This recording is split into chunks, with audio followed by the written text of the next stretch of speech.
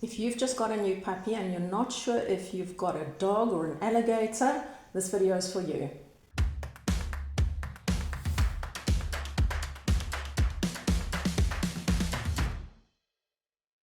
If you're currently wearing long sleeves, irrespective of the weather, and your arms look suspiciously like an Egyptian mummy thanks to all the bandages, don't waste time with why puppies bite, etc., etc. Jump straight ahead on how to stop the biting. We need to draw a distinction between biting and mouthing.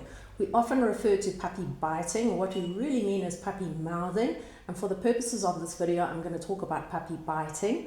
But mouthing and biting are two completely different things. Mouthing is actually what we're referring to when we talk about puppies biting us. And mouthing is pretty much what you can identify it by the puppy's posture. The puppy is soft. You can see it's almost playful. There's lots of open mouth. There's lots of soft body postures.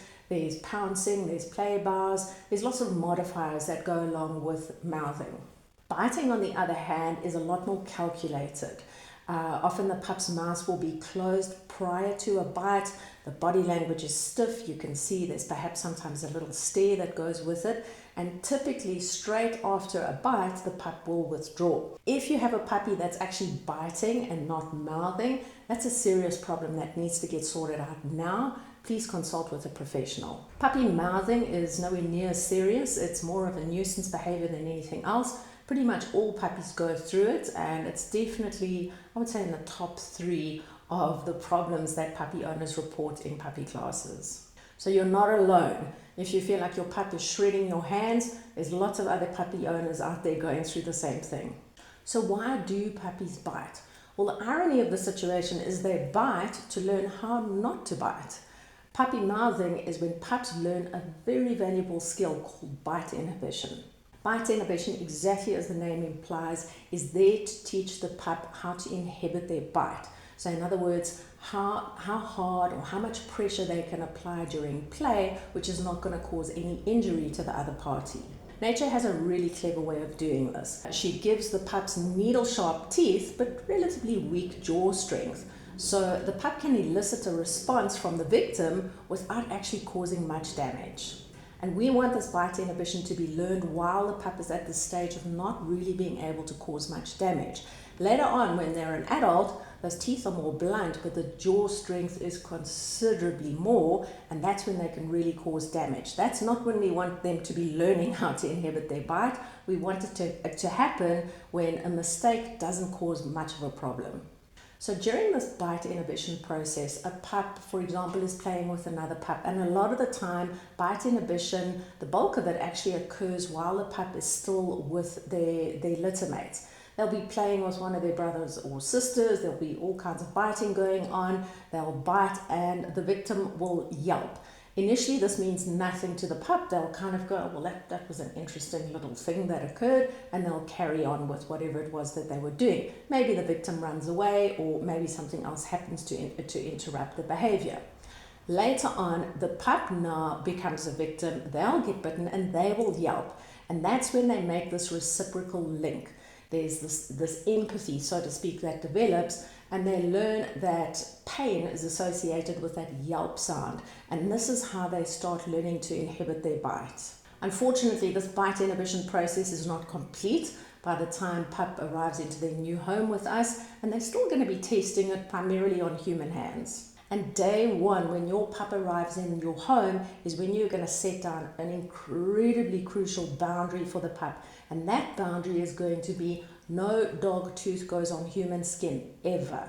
I've always done that with all of my pups, and I've ended up with dogs that are incredibly respectful of humans, especially with regards to using their teeth anywhere near or around humans. You have to have that boundary, and you have to be strict with that boundary for 2 main reasons. Reason number 1, consistency. It's not fair on the pup to allow them to munch on your hands while they're puppies. Even if it is in play, it doesn't matter. In the pup's mind, it just means that they can put their teeth on humans. It's fine when they're puppies. Suddenly when they're an adult Great Dane, now it's a problem. That's not fair on the dog. If you're going to have a rule like that, you have a rule like that from day 1, no exceptions. If you shift or you fluid with your rules or your boundaries, so to speak, and actually makes your dog look at you and go, yeah, this guy's not the best manager out there, and it tends to undermine their trust that they have in you if you can't even stick to your word with them.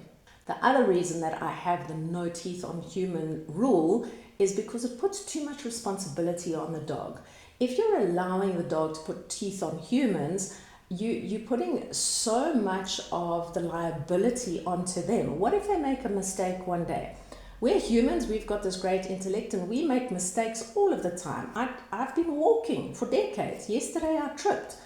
There's nothing to say that the dog might not make a mistake in the future.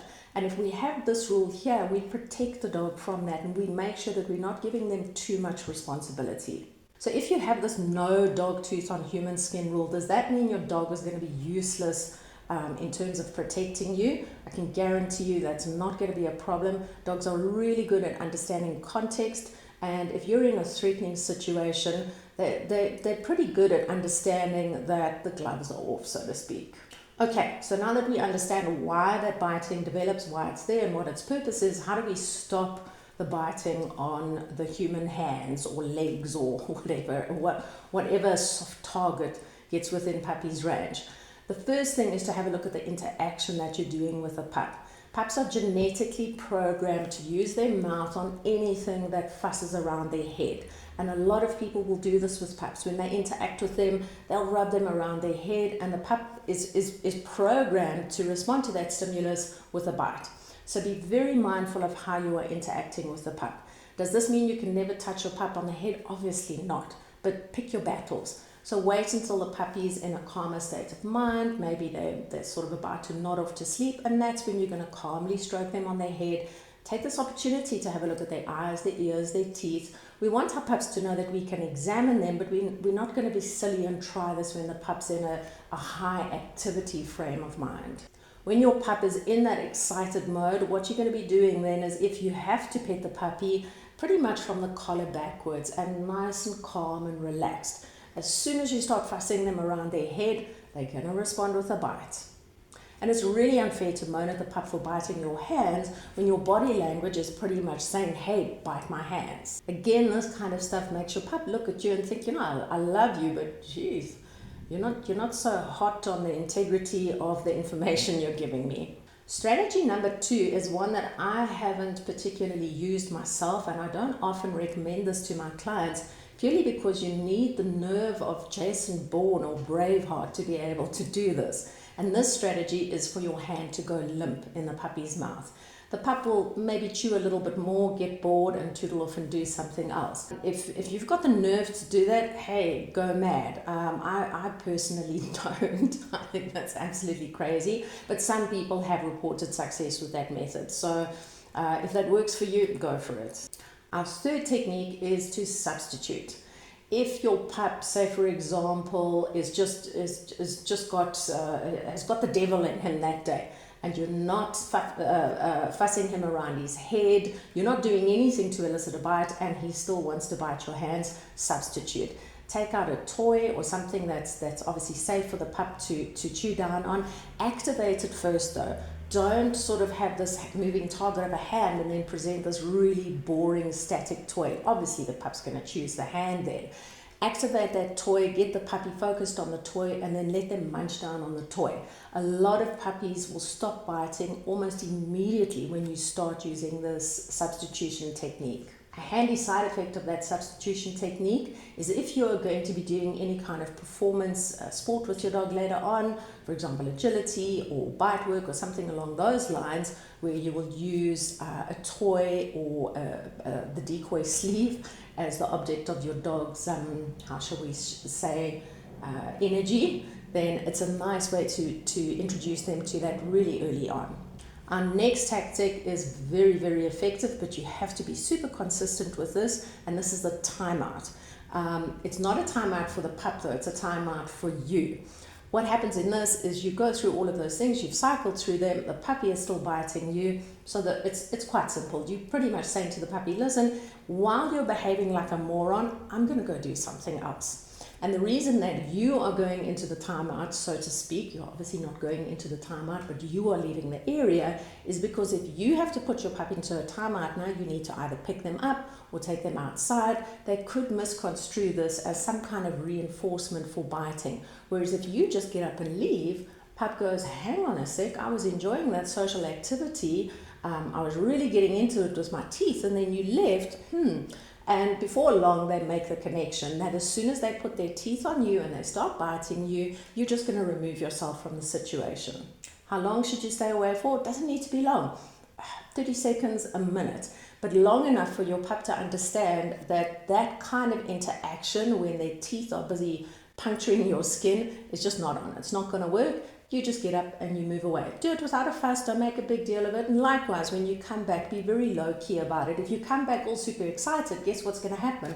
You're going to put your pup into that frame of mind again, and the biting is just going to start all over. Then there's some other techniques, which I'm not the biggest fan of, but I'm going to include them here for the sake of giving you a comprehensive toolkit that you can address the problem with biting with your pup. And number one is to yelp.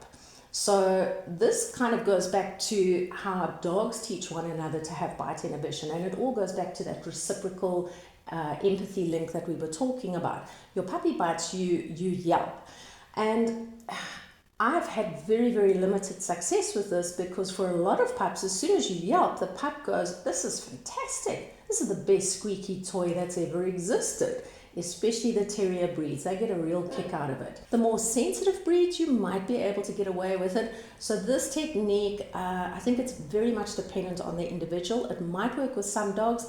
To be honest, I find for the vast majority of dogs, it's not going to work, and it could actually make the behavior worse. Another tactic that some people swear by is actually giving the pup what they want, but more of it. So if the pup's biting your hand, you force your hand further into the puppy's mouth. I've never tried this. I like my fingers. But I guess for some dogs it could work. Your retriever breeds are probably going to love this the most. They're going to be like, oh, fantastic. Yesterday I retrieved a finger. Today I've got a whole human. I'm so chuffed with this strategy of mine. So I would use that with caution. It seems like it could have a high rate of failure to me. Another technique which I've never used and I don't want you to use, but I mention it here because of inherent dangers with it, is the very old-fashioned alpha roll. So what happens with that, if the puppy's doing something objectionable you don't like, you roll the puppy over onto its back and you pin it down to the ground. That's a big no-no. Sure, it might stop the pup from biting you, but that's only because the pup thinks you're a bit of a psychopath, and that's not really conducive to building a relationship of trust and cooperation. The alpha roll stems from the very outdated wolf pack theory, which is all about dominance and submission and all these weird and wonderful ways of supposedly teaching the dog that they must be subservient to us. The theory has been hugely debunked. Even the original author has retracted his paper, stating that this is not really applicable to domestic dogs. And furthermore, sure, we can observe dogs and we can read some of the signals that go on between dogs, but the bottom line is dogs know that we are not dogs and we are not fluent in speaking dog, so to speak. There's a lot of nuance that we are blissfully unaware of. And I think if you try and use, or you cherry pick some of these things that you might observe and you try use them, you run the very real risk of saying something completely different to what you think you are saying. If we observe a dog in an alpha roll position, it got there voluntarily. It's an offered behavior. The other dog didn't pick it up and pin it down and force this dog into submission. So please don't use alpha roll on your pup. There are so many better ways to resolve puppy biting that are not going to damage the relationship that you are going to have with your dog. Sometimes people might be reluctant to teach their pup bite inhibition or to encourage the development of bite inhibition in their dog because they want to be doing bite sports with their dog later on. I can guarantee you, teaching your pup bite inhibition is not going to impact negatively on their ability to do bite sports later on, especially if you're using the substitution method. That's going to teach your dog to take out all of their energy on the toy, which will later transfer to the decoy's arm. So don't worry about that if you want a potential bite sport dog, or even if you want a dog that's going to be using a tuggy as a reward for something. Teaching them bite inhibition on human skin is not going to impact badly on that.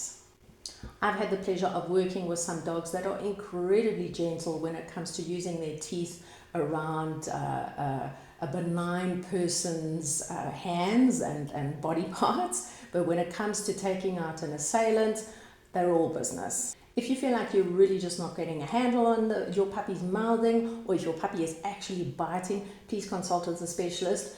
I've said it once, I'll say it a million times, hope is not a training tool. You cannot hope that the problem is going to go away. You need to address it, and you need to address it now while your puppy is still young. Please don't wait until your pup is 6, 7, 8 months old and then try and sort this problem out. Now is the time to sort it out. Consider it an investment now for the years ahead. If you decide, well, I'm going to let my pup bite, but just not my hands, so you're going to stand up, and obviously your puppy can't reach your hands, a lot of pups will just transfer onto your feet or your pants. This is particularly common in the herding breeds, and this also can develop into a huge problem behavior that results in the pup not being part of the family, which then causes a whole number of issues on its own. Puppy biting is often one of the two main problems that puppy owners have. The other problem is toileting. If you're having an issue with toileting with your pup, check out our video over here. It takes you step by step through the process to ensure that your pup is reliably house trained in double time. Good luck on turning your wild alligator pup into a well-behaved canine companion. If you enjoyed the video, please like, consider subscribing, and we'll see you next time.